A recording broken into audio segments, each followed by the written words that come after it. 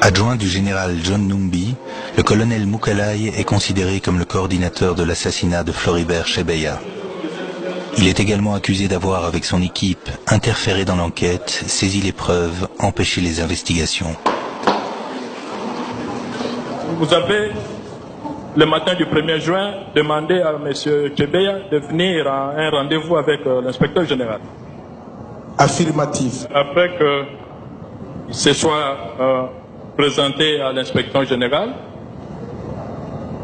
il semble n'avoir plus été vu nulle part. D'abord, il a été retrouvé mort le lendemain et sur son corps, on a relevé des traces de violence.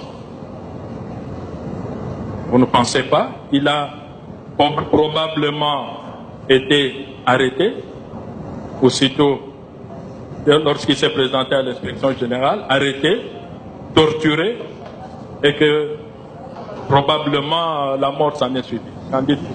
Monsieur le Président, ça c'est peut-être une fiction. Hein? Mais quant à dire que M. Tchébé avait été arrêté, ça c'est quelque chose qui m'échappe. Je ne peux pas... Les coups, les lésions, le stress, tout le reste. Je ne peux pas le savoir, encore moins le confirmer, parce qu'il fallait être là, voir ce qui est en train de se passer pour arriver à une telle conclusion. Mais moi, je ne l'ai pas vu. Inspecteur Georges Kitongwa, que dites-vous de cela? Tout ce qui s'est fait avant ou pendant sa mort, je n'en sais rien. Donc, je n'en sais rien du tout de tout ce qui s'est passé. Je n'en sais rien. Voici ma réponse. Que ce soit Bazal, que ce soit Tchébé, tous les deux. Je n'ai jamais rencontré qui que ce soit. Je ne les connaissais pas et je ne les connais pas. Je n'ai pas été à l'inspection générale à cette date-là. Comment saurais-je quelque chose qui s'est passé à mon insu et à mon absence? Je ne sais rien. Namona été, nayoka été, nayebi été. Namona même pas photo ici ka liaison en ezali ata mokolo moko te. Inspecteur principal, vous pouvez regagner vos places.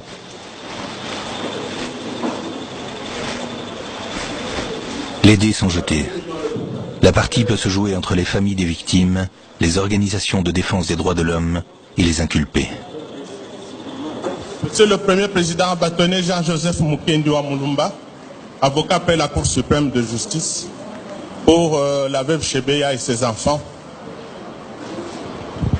Conjointement avec Maître Poulamatingu, avocat au barreau de Kinshasa-Gombe. C'est un procès exceptionnel. Il va mobiliser pendant 8 mois un nombre impressionnant d'avocats. Une quarantaine pour la partie civile, une quinzaine pour les accusés. Face aux dénégations des prévenus, la Cour, le ministère public et les avocats de la partie civile vont devoir démêler les fils du drame qui a entraîné la mort de Floribert. Si le prévenu Moukalai n'avait pas appelé Floribert Chebeya le 1er juin à 9h56 pour qu'il vienne à l'inspection générale, il ne serait jamais venu. Et les relevés téléphoniques fournis par Tigo le démontrent. À 9h56, il a appelé Floribert Chebeya pour lui dire qu'il y avait possibilité pour lui d'être reçu par l'IG dans l'après-midi. Oui, inspecteur principal. Je l'ai confirmé. L'IG avait marqué son accord de principe d'organiser le rendez-vous pour que lui reçoive M. Chebeya. J'ai appelé le directeur de protocole pour lui demander l'emploi du temps de l'IG. C'est quand il m'a donné son emploi du temps que je m'étais permis de l'appeler pour lui dire que c'est possible que l'on vous reçoive aujourd'hui dans l'après-midi entre 16h et 17h30 au plus tard. D'où avez-vous tiré l'assurance qui vous a permis de fixer rendez-vous à Chebeya, d'autant que la chargée du protocole, apparemment, n'a pas fait état de cette audience.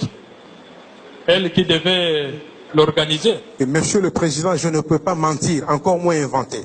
je vous dis ce qui s'était passé. Lorsque elle m'a donné les programmes, l'emploi du temps du chef. Est-ce que vous lui avez dit ça? Vous avez suivi ce qu'il a dit? Vous confirmez? Je lui ai jamais dit ça. Moi-même, je n'avais pas le programme sur de monsieur l'inspecteur général. Pas ça faisait 3-4 jours. Vous avez dit que vous ne lui avez jamais dit ça. C'est ça? Vous confirmez? Vous confirmez que vous ne lui avez jamais dit? Je le confirme. Et ce n'est pas dans mes habitudes de mentir. S'il faut dire la vérité, je vais dire la vérité. Le colonel Allen nie donc le rendez-vous officiel entre Floribert Chebeya et le général Numbi. Les avocats de la partie civile demandent alors à consulter le registre des entrées afin de prouver la présence de Floribert dans les locaux de l'inspection générale de la police le jour de son assassinat.